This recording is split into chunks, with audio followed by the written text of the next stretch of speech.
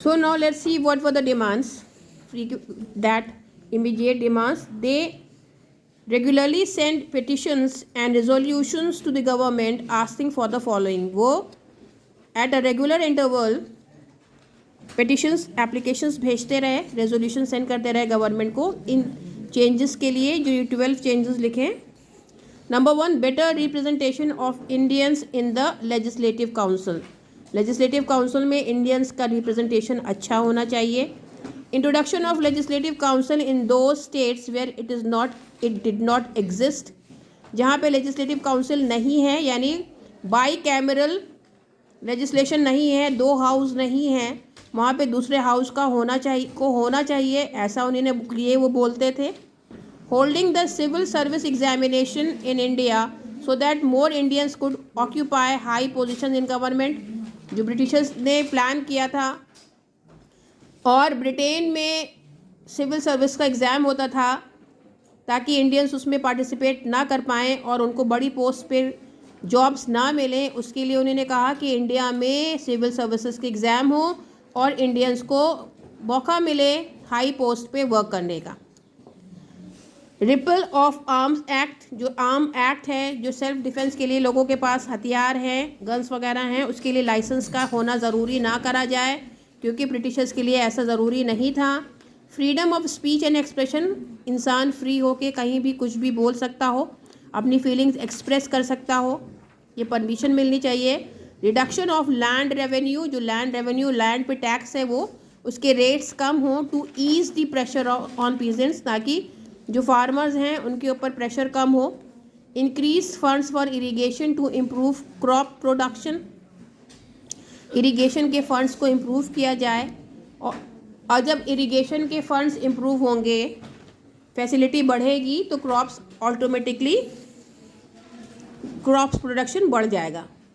Cut in military expenditure to use the funds in more productive ways, कि जो army के ऊपर इतना अननेसेसरी वेस्ट हो रहा है मनी, वहाँ पे ना किया जाए, तो उससे फंड्स इंप्रूव होंगे और उसको प्रोडक्टिव वेज में यूज़ किया जाएगा. Deduction removal of salt tax, salt के ऊपर से टैक्स हटाया जाए. Stopping the drain of wealth to Britain, और यहाँ की वेल्थ जो है उसको यहाँ यूज़ करें, ब्रिटेन उसको ना भेजें. Better treatment of Indian labourers who were working abroad, जो बाहर जाके वर्क कर रहे थे इंडियन लेबरर्स वर्कर्स, उनको वेजेस अच्छी दी जाएँ. Change in the economic policies of the government so as to benefit the Indian industries, और जो गवर्नमेंट की इकोनॉमिक पॉलिसीज़ हैं उनको चेंज किया जाए ताकि इंडियन इंडस्ट्रीज़ को भी बेनिफिट मिल सके. यहाँ पे हुआ मॉडरेट फेज ओवर. इसके बाद 1905 से 1919 तक के टाइम को बोला जाता है द रेडिकल फेज. इसमें क्या है, रेडिकल फेज में by the 1890s the political style of the Congress began to question by many Indians. जो कांग्रेस जिस तरह वर्क कर रही थी 1905 तक आते लोगों को ये लगने लगा, ये लोग कहते हैं बिल लिख रहे हैं, रेजोल्यूशन कर रहे हैं, हम डिमांड कर रहे हैं ब्रिटिशर्स से काम करने की, पर क्या कुछ हो भी रहा है? इस पर उनकी लोग क्रिटिसाइज करने लगे. The failure of the moderates created dissatisfaction. जो मॉडरेट्स अपने एम को लेके काम कर रहे थे, जब वो उस एम में सक्सेसफुल नहीं हुए तो उनके खिलाफ होने लगे लोग. A new group of leaders emerged, तब एक नया ग्रुप लीडर्स का इमर्ज हुआ, सामने आया. दीज वर द एक्सट्रीमिस्ट, जिनको बोला गया एक्सट्रीमिस्ट, ये मॉडरेट नहीं थे. द मोस्ट प्रोमिनेंट लीडर्स व लाला लाजपत राय. इसके जो सबसे प्रोमिनेंट लीडर हैं 3, लाला लाजपत राय, बाल गंगाधर तिलक और बिपिन चंद्र पाल. तो इन तीनों को शॉर्ट फॉर्म में इनका नाम लिया जाता है लाल, बाल और Pal. They were popularly known as Lal, Bal, Pal. These leaders thought that the Congress was engaged in the politics of prayers, कि ये लोग खाली बस प्रार्थनाएं करते रहेंगे, बेग करते रहेंगे और होगा कुछ नहीं. They argued that people should not believe on the so-called good intentions of the government. कहेंगे, उन्हें कहा ये जो आप सोच रहे हैं गवर्नमेंट बहुत अच्छी है, बहुत फेयर मेजर से काम करती है, बहुत अच्छी तरह वर्क करती है, फिर उनकी जो ब्रिटिशर्स की सेंस ऑफ जस्टिस और फेयर पे जो आपको फेथ है वो गलत है.